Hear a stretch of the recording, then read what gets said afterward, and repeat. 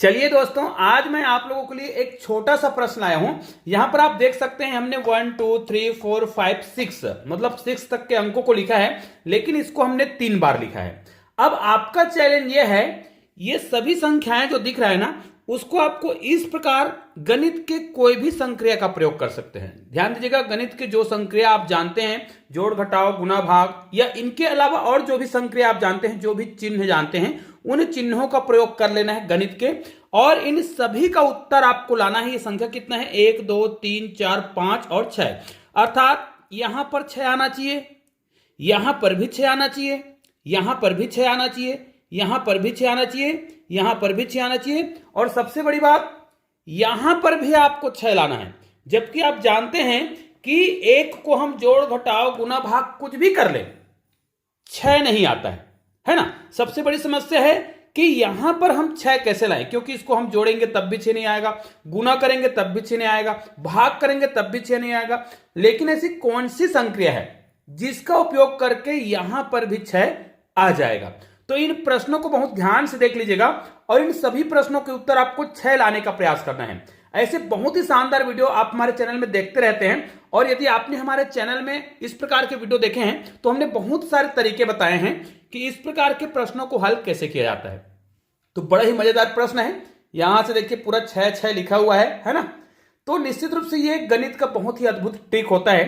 मैं आपको एक चीज बता दूं कि आपको ये जो संख्या दिख रहा है ना, तो इसके लिए मैंने अलग से 3 6 9 और अंकों का रहस्य, ये मैंने एक प्लेलिस्ट बनाया है जिसमें मैं गणित के जो अंक होते हैं उनके अद्भुत जो रहस्य है ना, उनके बारे में बताता रहता हूं।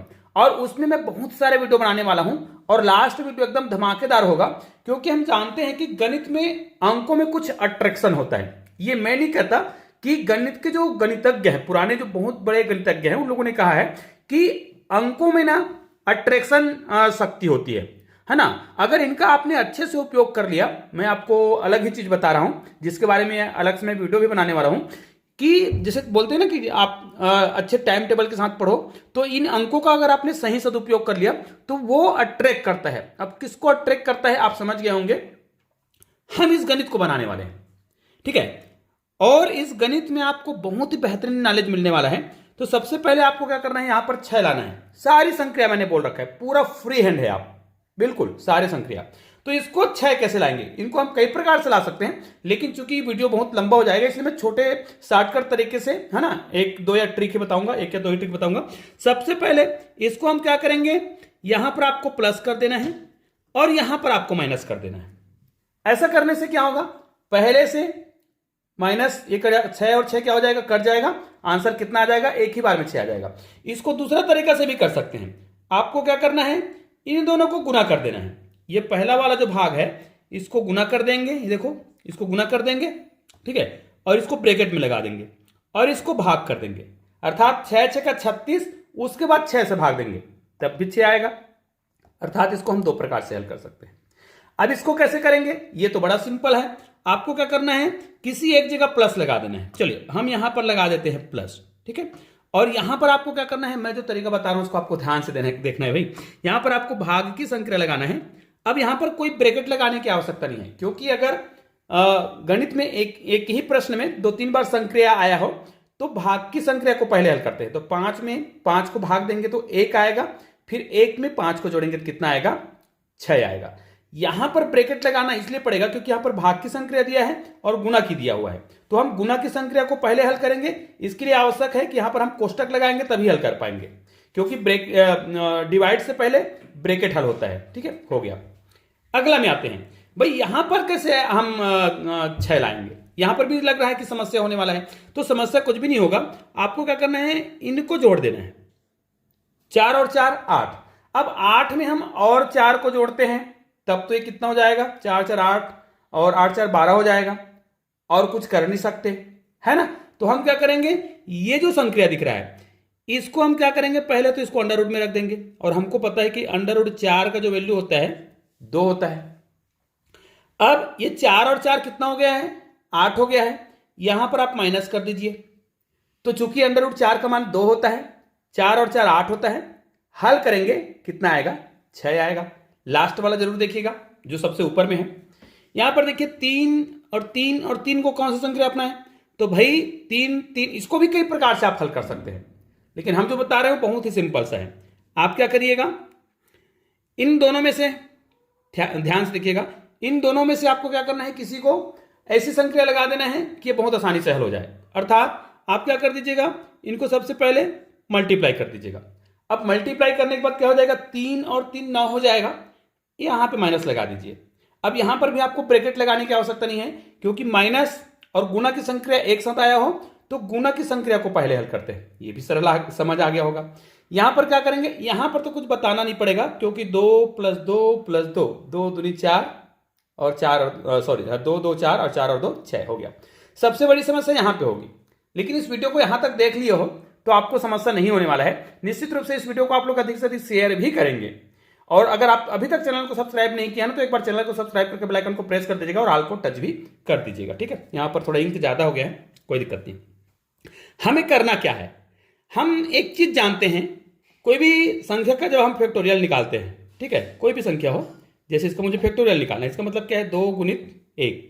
अगर मुझे 5 का फैक्टोरियल निकालना है तो क्या करूंगा, 5 × 4 × 3 × 2 × 1, ये तो आप जानते हैं।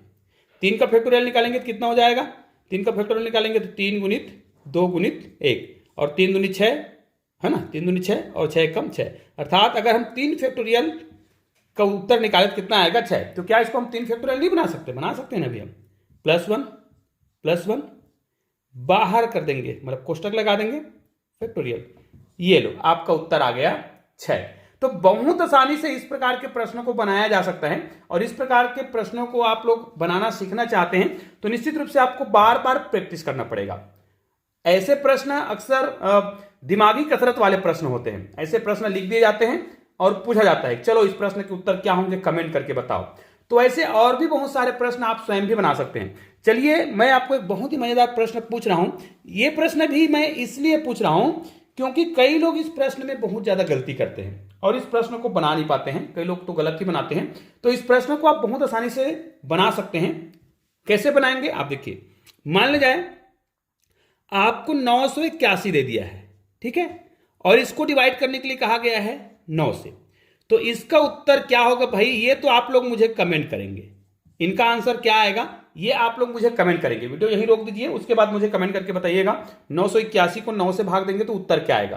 क्योंकि बहुत लोग इसका उत्तर क्या देते हैं, बस देखते हैं और फटाफट करते हैं 9 1 का 9, ठीक है, और इसको कर देते हैं 9 × 81, उत्तर ला देते हैं 19, जो कि क्या है, गलत है ना। उत्तर सही कौन सा होगा, सही होगा 981 है, भाग देंगे 9 से। ध्यान दीजिएगा, अगर यही पैसा होता, मैं बोलता कि 981 रुपये मेरे पास है, 9 लोगों में डिवाइड करना है, तो भाई आप 100 रुपए सबको देते, 100 रुपए सबको देते, मतलब पूरे 9 लोग हैं ना, इन सबको 100 रुपए पहले आप देते, तो कितना हो गया, ये सभी को देते भाई 9 लोगों को, तो 900 तो यही हो गया।